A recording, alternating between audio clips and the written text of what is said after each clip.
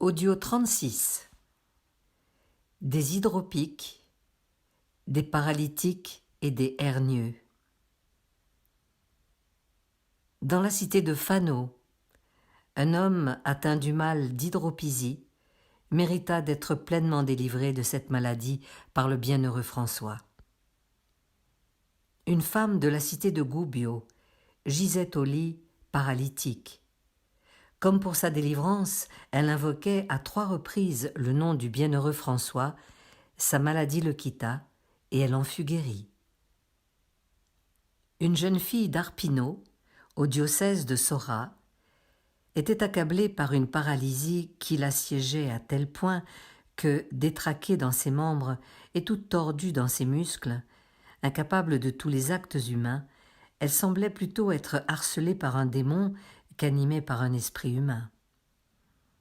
Elle avait été si accablée en effet par les atteintes de cette maladie qu'elle semblait être totalement revenue à son premier berceau.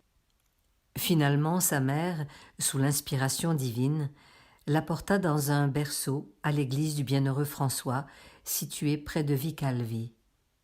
Là, après avoir répandu des larmes et multiplié les prières, délivrée de tout danger de maladie, la fille fut rendue à son âge et à sa santé d'autrefois.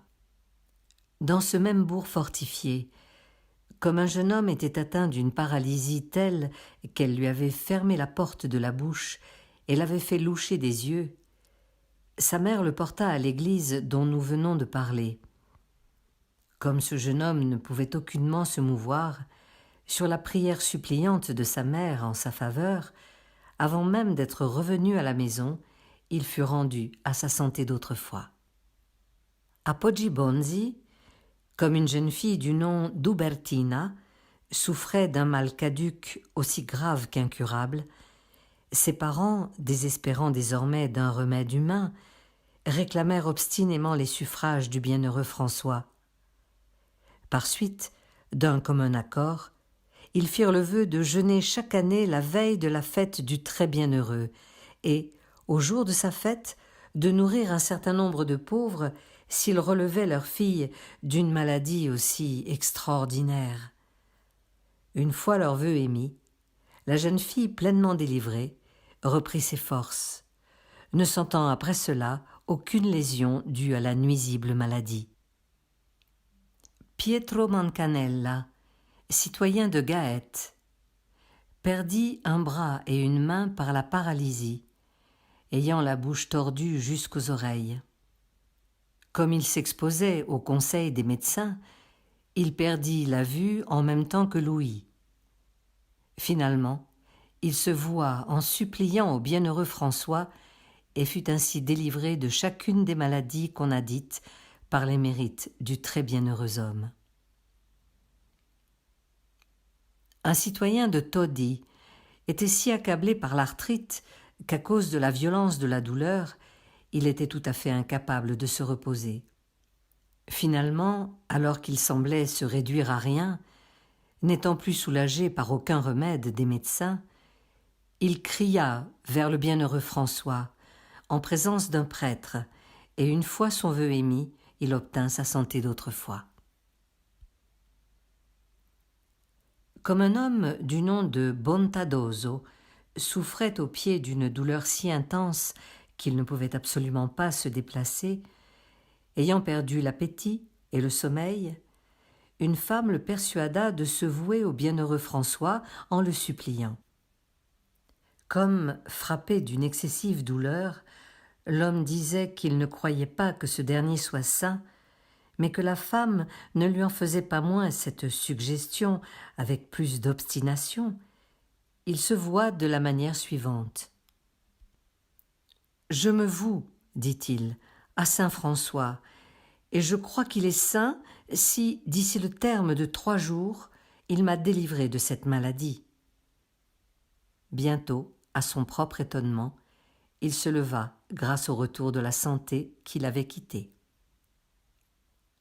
Pendant plusieurs années, une femme était couchée sur le lit de sa maladie. Alors qu'elle ne pouvait se mouvoir en aucune façon, guérie par le bienheureux François, elle accomplit les tâches de sa vie.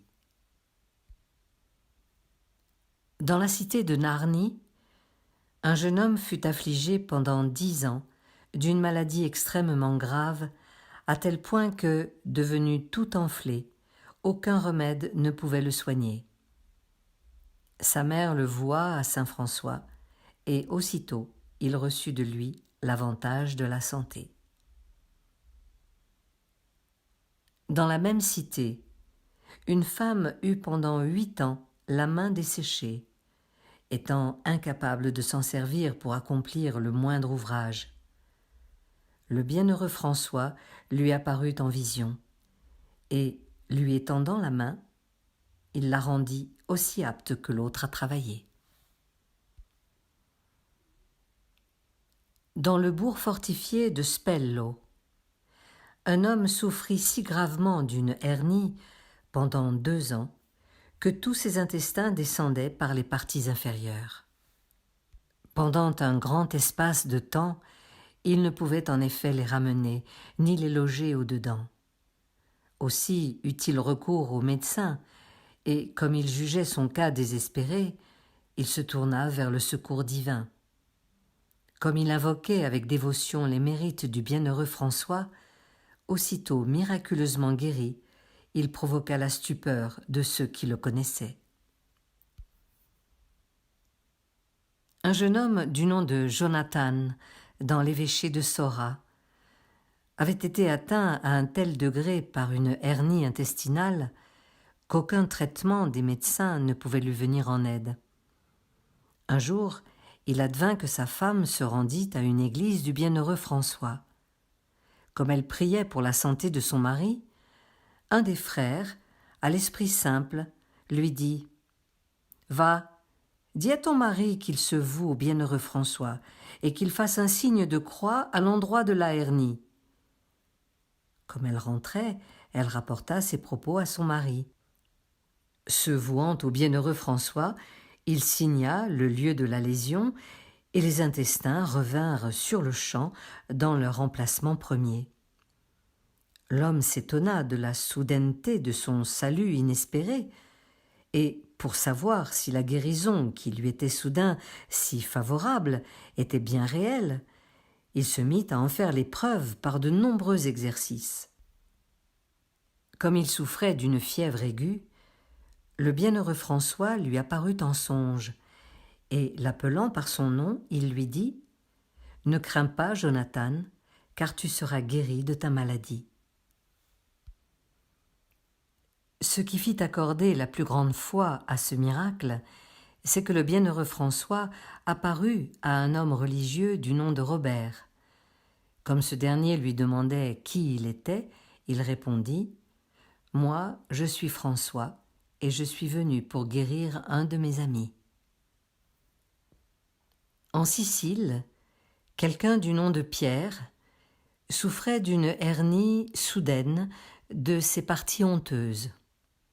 Comme il se promettait de visiter le tombeau de François, celui-ci le délivra de façon étonnante.